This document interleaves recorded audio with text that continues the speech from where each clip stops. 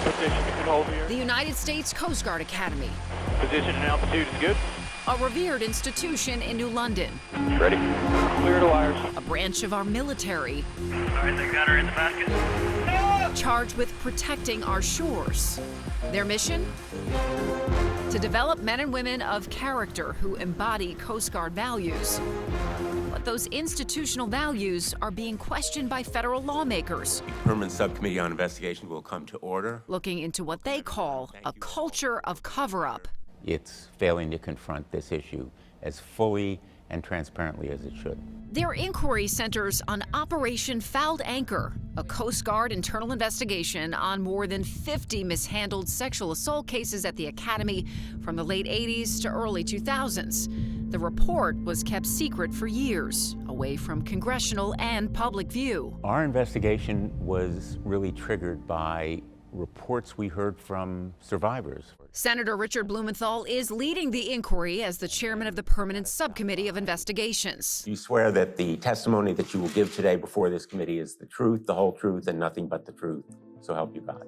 Last December, they heard heartbreaking stories from current and former cadets on Capitol Hill. Innocent ice cream date on campus turned into a sexual assault that has haunted me ever since. The world's greatest Coast Guard let down all the women and men who have survived sexual military assault and trauma for the past 47 years. The open secret that you are now privy to is that the Academy and the Coast Guard at large is fraught with cronyism, power addicts, and abusers.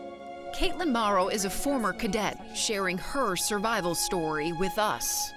I feel like I did lose the career that I had wanted. This culture of, protect the ship no matter what, at whatever cost. She entered the Coast Guard Academy in June 2004, wanting to serve her country after the 9/11 terror attacks. I think the people who are in that immediate generation felt that pull, to jump in and do something other than just go to college and get a basic four-year degree. A top student and athlete, Caitlin was accepted to both the Naval and Coast Guard academies. Had decided to go to the Coast Guard Academy over Navy because they had a higher percentage of women in the service. I thought that would be beneficial. Yeah, I thought there'd be a little bit of safety in numbers. This is the United States Coast Guard Academy. But the end of an intense swab summer, Honor, respect, devotion, duty, service. weeks of grueling training, is when Caitlin's real hell began. The second that we had some free time to kind of get to know each other, talk to each other, and that's exactly when the harassment started. During weekly swimming classes, she says a classmate sexually harassed and assaulted her repeatedly. He would just touch me wherever he wanted, in front of the whole class. I was afraid of him. There was just a difference in his attitude. Caitlin's grades started to slip. She was put on academic probation and says she began suffering mentally. I remember just sobbing into his shoulder and just saying, I want to die, I want to die. I need to leave here, I can't stay here. Caitlin asked a professor for help. Her mother eventually found out what was happening, which then triggered an inquiry. The company commander who had asked me if it was worth investigating initially, then told me that the reason why he didn't initially start an investigation was because I had blonde hair and I wore makeup. I know who saw what happened to me. I know they knew who I am, and I know that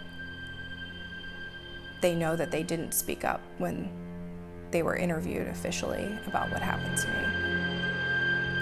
With her future uncertain, Caitlin left the academy.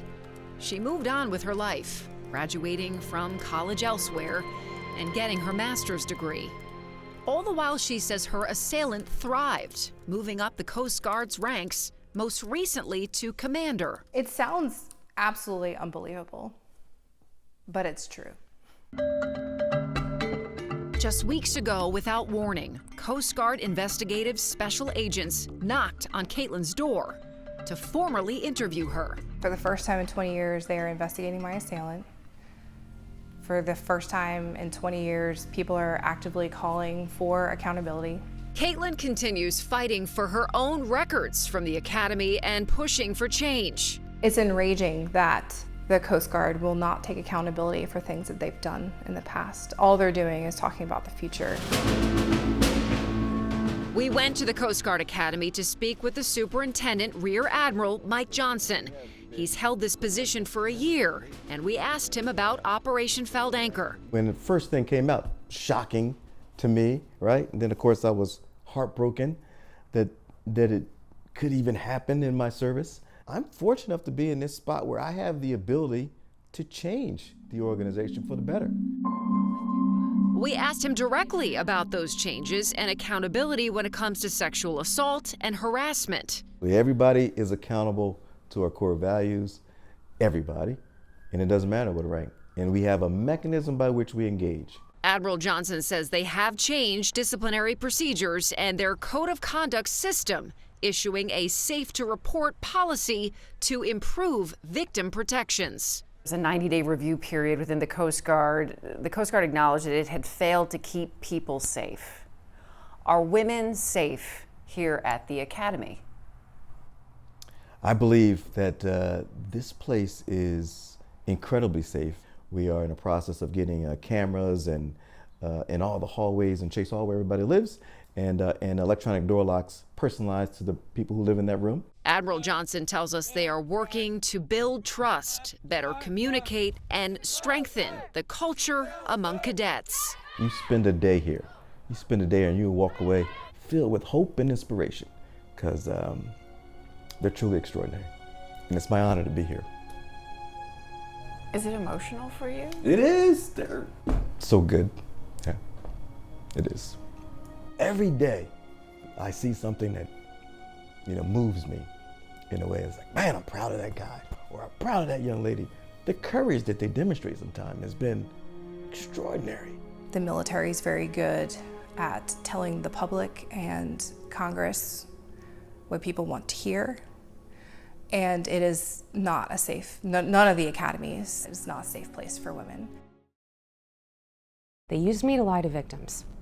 They definitely did. For 11 years, Shannon Norenberg has served as the Sexual Assault Response Coordinator at the U.S. Coast Guard Academy in New London to help victims. It's our job to give them services and resources, information about their case, and be kind of a link for them between themselves and the command. A safe place to go talk, a confidential place. She called it a great honor to serve in this role, to work with those victims and survivors of sexual assault. You see people's bravery in coming forward. It's so scary, it's terrifying to come forward and talk about this stuff. Especially in such a place like the Coast Guard Academy, that it's a small, very small population there. But when it came to Operation Fouled Anchor, that report on the mishandling of dozens of sexual assault cases over decades at the Academy, Shannon says she was unknowingly used by top officials to deceive victims and avoid specific talking points and procedures during victim interviews. They used me to go out there to assure people that we've got this, we've got this, we're handling it. It's so important that we sent 3 people to your house. But in reality, what we were doing is we were placating them. It was a dog and pony show. It was a farce. It was literally just to make a show that they were doing something. Shannon says there was also paperwork given to victims saying that the Coast Guard had told Congress about Operation Fouled Anchor, when in fact, they had kept it secret. They lied to me, they used me to lie to them, and those victims trusted me. And that's what's devastating, because I didn't know I was lying to them, and I never would have. Just last month, Shannon made the decision to resign from the Coast Guard and speak up for those whom she says have no voice. I feel a personal responsibility towards them, to be honest, to make it right. I grew up in a Coast Guard family. My father was Coast Guard. He retired in '97. My older brother was in the Coast Guard. Chief Warrant Officer Julian Bell was drawn to military life, enlisting in the Coast Guard in 2003, following in his family's footsteps. What it came down to was the Coast Guard's missions that I believed in. I believed in the humanitarian actions that the Coast Guard takes on a daily basis, the search and rescue, the hurricane relief efforts. After intense training, Chief Bell was stationed on a cutter ship in San Diego. I was very junior, straight out of boot camp. I was a seaman. So basically I worked on the deck. So I worked doing painting, chipping, standing watch, navigational watch, helm and lookout, and small boat operations. That was kind of my bread and butter. What surprised him in those early days was what he calls an ingrained toxic culture among shipmates and superiors. Any signs of weakness were met with open ostracization. You were labeled a dirtbag, and you were basically steamrolled into getting out the Coast Guard. And I saw that from my first day on the ship. But in 2004, a nightmare encounter changed the course of Chief Bell's life. There's 2 Navy sailors and my fellow shipmates, so 3 total. And they give me a beer in a plastic cup, and I start drinking from it. And before I knew it, everything around me started getting really fuzzy, really hazy. I started to black out, and one of them grabbed me from my shoulders and dragged me into an empty room. And it was there that I was sexually assaulted by all 3 of those men. I could not comprehend what had happened to me, and I knew I did not have a safe space to tell anyone this. I couldn't tell my friends, I couldn't tell my command, I couldn't tell my chief.